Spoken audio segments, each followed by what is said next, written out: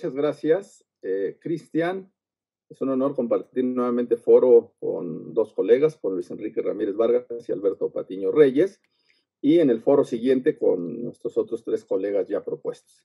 Yo voy a hacer una serie de reflexiones en torno a esta iniciativa de reforma que se quedó a un paso prácticamente de ser aprobada en el Pleno de la Cámara de los Diputados. De alguna manera pasó en comisiones, fue aprobada en comisiones y fue presentada al Pleno, y por algún motivo, bueno, algún motivo parlamentario de los otros grupos parlamentarios y algún movimiento que por fortuna se logró hacer, no pasó al Pleno. Pero hay un interés de hacer, y yo empezaría con un contexto de decir que hay, justo con lo que ha planteado Luis Enrique, desde una visión ideológica, totalmente ideológica, implementarlo en el contexto de las normas, en este caso de nuestro país, con un claro y grave atentado a la libertad de expresión, a la libertad religiosa, a los derechos fundamentales, tanto como representantes de una asociación religiosa, no en el contexto solo administrativo de la representación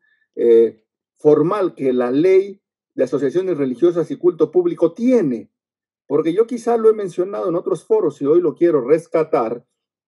La conceptualización integral del derecho humano a la libertad religiosa es mucho, muy amplio. El concepto que se tiene en este país de libertad religiosa se remite prácticamente, eso me refiero a otros supuestos estudiosos del derecho, parlamentarios, legisladores y muchos interesados en estos temas, que lo remiten solo al contexto de la norma específica, la ley de asociaciones religiosas y culto público. Y ese es un contexto de regulación que se da entre esa autoridad representada por la asociación religiosa en un carácter administrativo de relación con la autoridad, pero que no refleja de fondo lo que significa el derecho humano de libertad religiosa, que es mucho más amplio, que es en un contexto constitucional, que es en un contexto convencional y que además está aparejado al contexto de nuestra propia historia de seres humanos.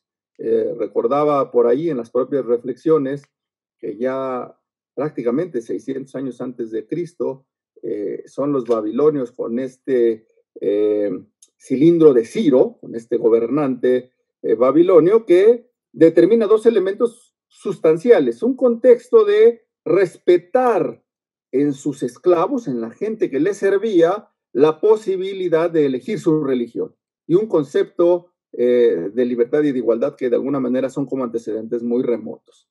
La libertad religiosa nos ha acompañado siempre, desde el constitucionalismo inglés, en el constitucionalismo estadounidense, incluso en los movimientos revolucionarios liberales, y siempre se ha planteado este contexto de defensa. Por eso es muy importante. Bueno, les voy a compartir mi pantalla para comenzar con algunos planteamientos que quisiera compartirles.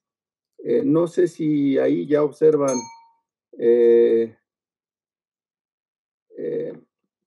mi pantalla. Ahí está, perfecto. Entonces, el contexto de lo que hoy nos sitúa para argumentar, debatir, fundamentar algunos aspectos es sobre las restricciones a la libertad de expresión religiosa en México. Así se denomina este foro, que además le ha dado al clavo en la determinación. Se trata de restricciones a la libertad de expresión y a la libertad religiosa en este país, con una fundamentación ideológica mal analizada, mal pensada, sin técnica jurídica y sin elementos de fondo, tanto en el contexto de la construcción de la norma como en el contexto de la fundación como tal. Si bien se trata de una ley secundaria que además entraría en colisión o en choque con algunos principios constitucionales y algunos principios convencionales, el tema de esta reforma a la Ley General de Asociaciones Religiosas y de Culto Público formalmente establece lo siguiente. ¿Cuál es el objeto de esta iniciativa? En el análisis que vemos es una propuesta de reforma al artículo 29 de la Ley de Asociaciones Religiosas y Culto Público, concretamente a la fracción cuarta, en la que se pretende reformar esta ley para determinar una serie de elementos. Y ahorita lo voy a hacer en general y al final regresaré para hacer un desglose elemento por elemento para poder determinar que lo que se pretende es sancionar expresamente a las asociaciones religiosas o ministros de culto. Es decir, ahí va una hondonada directa de ataque personal, frontal, con nombre y apellido a las asociaciones religiosas y a los ministros de culto. ¿Pero por qué se les pretende sancionar? Son dos elementos sustanciales los que están establecidos en este planteamiento. Uno, por expresiones, manifestaciones, ideas. Y uno segundo, por actos de discriminación. Pero vale mucho la pena analizar en qué consiste un acto de discriminación, porque lo que se plantea aquí, en este concepto de expresiones o actos de discriminación en contra de las personas con motivo de su identidad sexual o expresión de género, lleva una serie de elementos que trastocan el orden jurídico, los elementos sustanciales de creación de la norma, y en un elemento mucho más profundo, pues la libertad de expresión y la libertad religiosa. Lo que dice esta iniciativa textual, porque es elemento de lo que han presentado, es que esta sanción por expresiones y actos de discriminación a estas personas con motivo de su identidad sexual o expresión de género se da supuestamente para evitar ataques de organizaciones religiosas y sus agentes en contra de la población de la diversidad sexual. Es decir, hay una etiqueta específica y detallada que ya determina desde la óptica de quien presenta esta iniciativa que hay una serie de ataques religiosos sistemáticos, ordenados, pensados, como si las asociaciones religiosas no tuvieran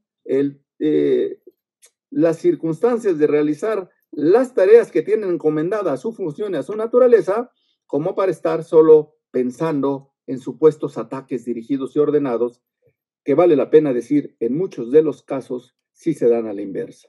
La quema de templos, la exigencia de sanciones, la determinación de ataques directos, físicos, inclusive al concepto también de las propias ideas, es algo que tiene que resolverse. Dice la iniciativa que con ello no solo se afecta a la persona a quien se dirige el discurso de odio, un elemento más de una iniciativa que induce una serie de elementos.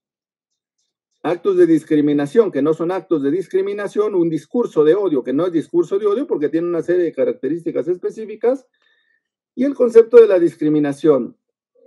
Esta iniciativa establece que bajo este parámetro se propicia una sociedad intolerante, cuando quizá con el concepto de intolerancia es, si analizamos estas expresiones, pareciera que el concepto de la intolerancia radica en quien propone esta iniciativa y no a quien pretenden controlar. Es como aquella vieja máxima que decía, prohibido prohibir. Y en esa misma naturaleza y conceptualización de prohibido prohibir, estaría prohibido prohibir lo prohibido. Entonces sería un concepto sustancial de una cuestión un poco ilógica, pero vamos a analizar. Y además habla de que se ejerce un poder religioso sobre los feligreses. Habría que ver a qué se refieren con este contexto de poder religioso. Al final de cuentas, la relación en cuanto a una asociación religiosa y su feligresía, pues está enmarcada en sus propios actos de fe, en sus propios actos de relación, en la propia libertad de organización, en la propia libertad de manifestación de esa fe y de esas ideas. Concretamente, textualmente, establecen en esta iniciativa, porque originalmente el proyecto venía así, en esta fracción cuarta, que se refiere a promover la realización de conductas contrarias a la salud o integridad física de los individuos, adendan o ejercer actos de discriminación con motivo de la identidad sexual o expresión de género de las personas. Pero en la revisión en comisiones se toma y se revisa y se modifica de alguna manera el contexto para generar una propuesta de que solo diga de las personas a ejercer respecto de estos actos de discriminación. Hay un primer prurito de observar que había una violación sustancial. La norma tiene algunas características. Tiene que ser general, tiene que ser impersonal y tiene que ser abstracta. Y en este caso la norma era muy particular, dirigida a los ministros de culto y dirigida a las asociaciones religiosas, con lo cual violenta ese concepto de generalidad. Determina ciertas conductas y acciones específicas a algunas personas, es personal esa norma y no es abstracta. no habla de conductas de discriminación en general, porque el concepto de discriminación, si es que lo hubiese, tendría que proteger a cualquier persona indistintamente de preferencias, condición social, religión, etcétera, como es la naturaleza de tratar de evitar que exista discriminación que tiene que ver con la dignidad de la persona. Ahorita tocaremos un poquito más. Bajo ese parámetro, solo diré que en algunos apartados, en el aspecto de nuestro derecho constitucional, de alguna manera es referirse a lo que establece el artículo 6º constitucional, que es la manifestación de las ideas no será objeto de ninguna inquisición judicial o administrativa, sino en el caso de que ataque a la moral, la vida privada, los derechos de terceros, provoque algún delito o perturbe el orden público. En ninguna de estas circunstancias las expresiones de los ministros de culto, al menos las expresadas, reflejan una circunstancia en este sentido. Vale la pena decir que la fundamentación de esta iniciativa refiere a casos en el extranjero, tanto en el Vaticano como algunos en España, casos que inclusive ya fueron juzgados y que el doctor Patiño toca muy bien en uno de sus artículos recientes, en el que el contexto no se pudo determinar que hubiera una violación, no existe. La manifestación de las ideas y la oportunidad de expresarlas en ese sentido no necesariamente generan discriminación. Pero también existe cierta armonía con lo que establece el artículo 7º. Es inviolable la libertad de difundir opiniones, información y ideas a través de cualquier medio, digamos el mecanismo. Pero el contexto de los representantes de las asociaciones religiosas o ministros de culto público tienen intactos sus derechos constitucionales, tienen intactos sus derechos convencionales para poder expresar algunos aspectos que ahorita más adelante analizaremos en el contexto de cuándo puede ser discriminación y cuándo no lo es, como en el caso que nos ataña, para poder demostrar que hay un interés de hacer una afectación, una sanción, un daño, una catalogación específica dirigida como un ataque certero y una acción muy peligrosa hacia los ministros de culto y hacia las asociaciones religiosas. En ese sentido, ninguna ley ni autoridad puede establecer la previa censura. Y esto sería una previa censura, porque además sería un contexto muy vago para determinar qué significaría esa supuesta discriminación por el hecho de expresar algo que se tiene como una idea o como una convicción y que se tiene ese derecho a presentarlo. Pero vivimos cada vez más en una sociedad más intolerante que no acepta los argumentos y que ahorita más bien parecen fruto de un régimen autoritario, de un régimen autócrata, de un régimen que controla totalmente los aspectos donde nadie puede expresar lo que piensa. Y sin duda, en el caso del artículo 24 constitucional, toda persona tiene derecho a la libertad de convicciones éticas, de conciencia y de religión y a tener o adoptar en su caso la de su agrado. Si lo analizáramos a simple vista, pudiera parecer que aquí habría una colisión de derechos, un choque de derechos, pero no lo hay. No lo hay porque el concepto de la libertad de expresión es perfectamente clara en esa posibilidad de poder emitir las ideas y no ser sancionado, y ligado al 24 constitucional, la libertad religiosa de creer o no creer y expresar la manifestación de esas convicciones, de esos derechos, de esas ideas, de esas expresiones religiosas o no, de manera abierta.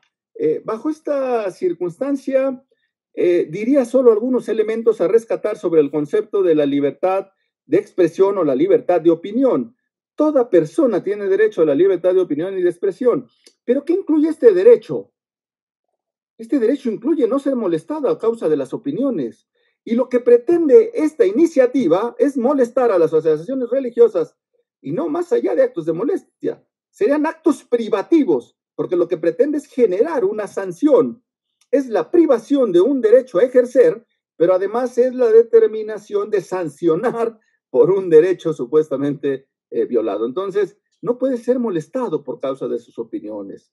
No se puede ser molestado por el hecho de investigar y recibir informaciones y opiniones y de difundirlas. Estas limitaciones tienen algunas cuestiones de limitación de fronteras, dependiendo qué se expresa y cómo se expresa, pero en el contexto general es una protección.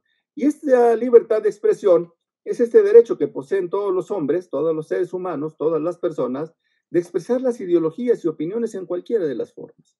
Es un derecho garantizado en los tratados internacionales y en el propio ejercicio constitucional. Y en el caso de la libertad religiosa, pues entendemos por libertad de culto o libertad religiosa el derecho de los ciudadanos a elegir el sistema de creencias, sean religiosas o no. En eso está conceptualizada también la religión, así como el derecho a profesar la fe públicamente, pero sin que sea causa de discriminación. Lo que se plantea como una supuesta discriminación por expresar ideas en torno a planteamientos ideológicos de algunos sectores, podemos demostrar que más bien es un aspecto de hostigamiento, de sanción, de intimidación, y yo me atrevería a decir de discriminación en contra de las asociaciones religiosas y los ministros de culto. Porque en estas circunstancias se genera una persecución, una intimidación, violencia, justo lo que se debe de prohibir. Para ir cerrando, porque son poquitos los minutos y nos gustará mucho escuchar también al doctor Patiño y después escuchar todas sus preguntas, yo diría que para las personas que nos escuchan habría que rescatar una serie de elementos y fundamentos que nos permitan encontrar en el debate los temas sustanciales. Primero, razón práctica, razón argumentativa, que es uno de los elementos, irse al origen, ir a la fuente. No hay violación a la libertad de expresión, porque la libertad de expresión es esa posibilidad de expresar esas ideas, es esa posibilidad de expresar esa forma de pensar y de concebir las realidades, pero que además, concatenado con el concepto de la libertad religiosa, es la posibilidad de expresar mis convicciones religiosas de acuerdo a los cánones de cada una de las religiones y a lo expresado por la religión, siempre y cuando no afecte derechos de tercero, como en este caso no lo están, pero que se enmarcan en un contexto de fundamentar, justificar, narrar, expresar. Es decir, podemos estar o no de acuerdo con las ideas de los otros, pero lo que no podemos es evitar, pretender acallar, pretender poner un cierre, pretender poner un candado a las ideas y a la forma de expresarlas sobre aspectos en los que no estamos de acuerdo. Se pueden expresar los mecanismos de que no se esté de acuerdo con el pensamiento de otros, pero para poder fundamentar, para poder justificar, para poder expresar las ideas, es necesario narrarlas. Valga la redundancia, es necesario expresarlas. De suyo tener una limitación y una sanción por la expresión de esas ideas ya es un ente intimidatorio y un ejercicio de la norma para pretender acallar la libertad y el derecho a expresarse.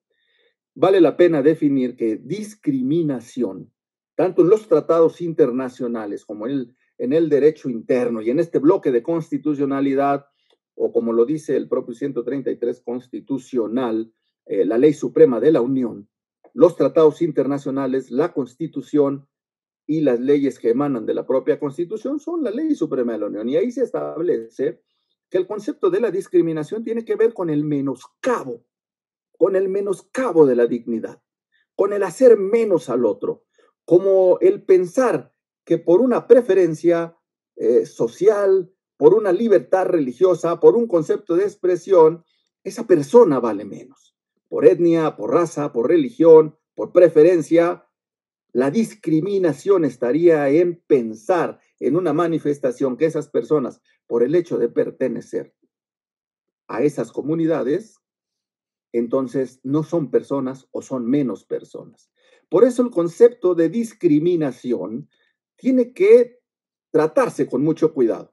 Y en el aspecto de los que nos están escuchando, ojalá pudiéramos profundizar mucho más en este contexto, porque diferenciar, distinguir, no es discriminar. Y uno diferencia la forma en cómo piensan los otros, como en la forma en cómo pensamos algunos que nos hemos definido parte de una religión, y no por ese hecho estamos discriminando. Podemos estar de acuerdo con el argumento o no, y al expresarlo no hay discriminación, sino hay un menoscabo de su dignidad, de su valor, o un atentado a su valor como persona. Entonces vale mucho la pena en generar estos conceptos. Distinguir y diferenciar, y sobre todo en el contexto de los argumentos, no es discriminar. Y solo cerrar con el contexto que decía de la norma, que tiene que ser general, impersonal y abstracta. Y en este caso, este planteamiento de reforma a la ley de asociaciones religiosas y culto público tiene destinatario, tiene nombre y apellido, tiene un mensaje y se inscribe desafortunadamente en un mensaje de odio, en un mensaje de discriminación, en un mensaje de intolerancia, que justo es lo que pretende falsamente argumentar como motivos para poder generar esa posibilidad de sanción. Nada más falso que un concepto de pretender imponer una ideología, de pretender imponer un régimen del silencio y del acallamiento con la imposición en la norma y no en el contexto del debate, de los argumentos, de las ideas, que justo por eso la evolución humana ha logrado tener ese desarrollo en razón de esa libertad de expresión y en razón de esa libertad religiosa. Hasta aquí sería cuanto, Cristian, y estaríamos atentos a las preguntas en su momento.